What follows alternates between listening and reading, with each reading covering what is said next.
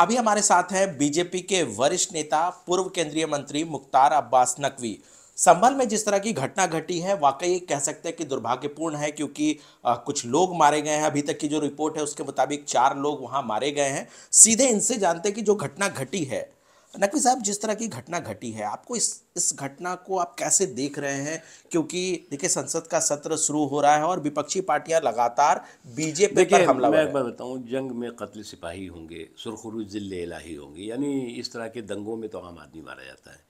लेकिन उसका जो लाभ है वो सांप्रदायिक सियासी सुरमा उठाने की कोशिश करते हैं। इस चीज़ को समाज को भी समझना चाहिए, सरकार को भी समझना चाहिए और सभी लोगों को समझना चाहिए।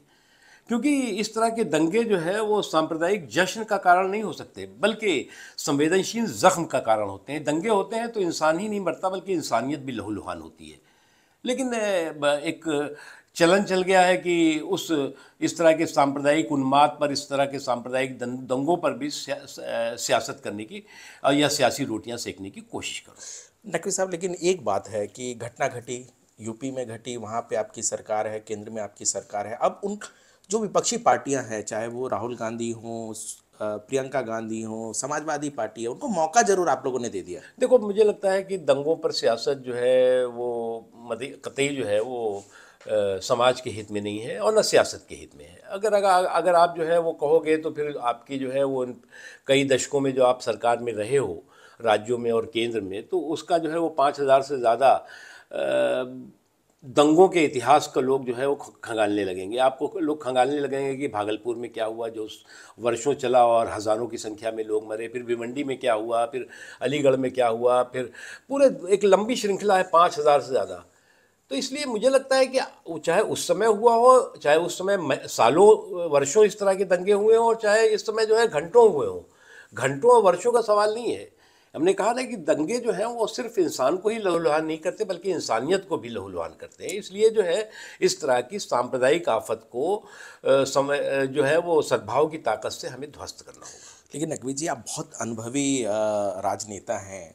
ठीक है, कांग्रेस के समय पे कई घटनाएं घटी, या दूसरे जो सरकारें उस समय घटनाएं घटी, लेकिन जो घटना वहाँ पे हुई, किसी मस्जिद को कहना कि वहाँ पर शिवलिंग हो या मंदिर था किसी ज़माने में, एक लंबा प्रोसेस होता है, देखिए, जैसा कि हमने राम ये मंदिर के देखिए, वक्त थोड़ा में। संवेदनशील इशू है और मुझे क्या एक लग रहा है कि एक थोड़ा सा चलन चला हुआ है। देखिए, राम मंदिर का जहाँ मुद्दा है, राम मंदिर का मुद्दे में दम भी था, तर्क भी थे, तथ्य भी थे और हकीकत भी थी, और जी। उस इतिहास को कोई झुठला नहीं सकता। और 600 साल तक लोगों ने अपने इस आस्था के प्रति, जो जो आस्था थी भगवान राम के, राम जन्मभूमि को लेकर के, उसके प्रति लोगों ने संघर्ष किया, कुर्बानियाँ दी, कोर्ट में भी, कचहरी में, सब कुछ हुआ। और जब निर्णय हुआ तो समाज के सभी लोगों ने एक स्वर से उसका सम्मान भी किया, स्वागत भी किया और स्वीकार भी किया।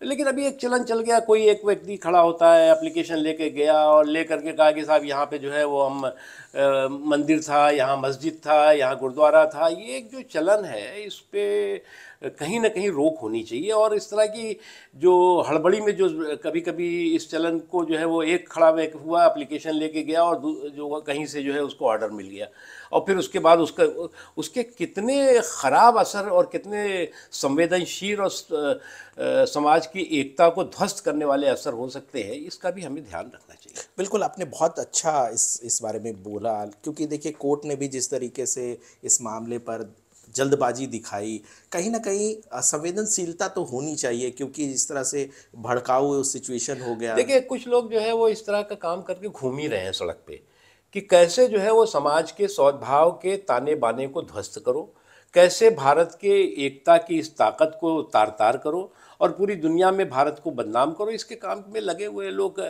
और वो किसी भी भेष में हो, किसी भी रूप में हो, किसी भी रंग में हो, उस पर हमें समाज के सभी वर्गों को ध्यान रखने की ज़रूरत है। आखिरी सवाल नकवी जी, एक तरफ आपने बोला कि कोई भी उठ के चला जाता है, कोई अपील लगा देता है, लेकिन यहाँ पर एक बात और है।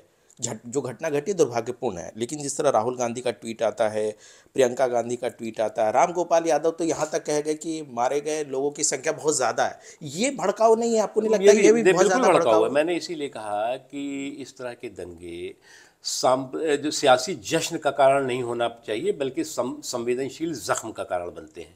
अब कुछ लोगों के लिए इस तरह के दंगे भी, इस तरह के बेगुनाहों की लाश पर भी जो है वो सियासी रोटियां सेकने का जो काम होता है वो मुझे लगता है बहुत ही बैड टेस्ट में है। और जो लोग इस तरह की बात करते हैं फिर उनको अगर उनका इतिहास और उनका जो है वो उनके कार्यकाल की याद दिलाई जाएगी तो वो बहुत शर्मिंदगी उठानी पड़ेगी, बहुत बदनुमा दाग से उनका कार्यकाल जो है वो कलंकित है।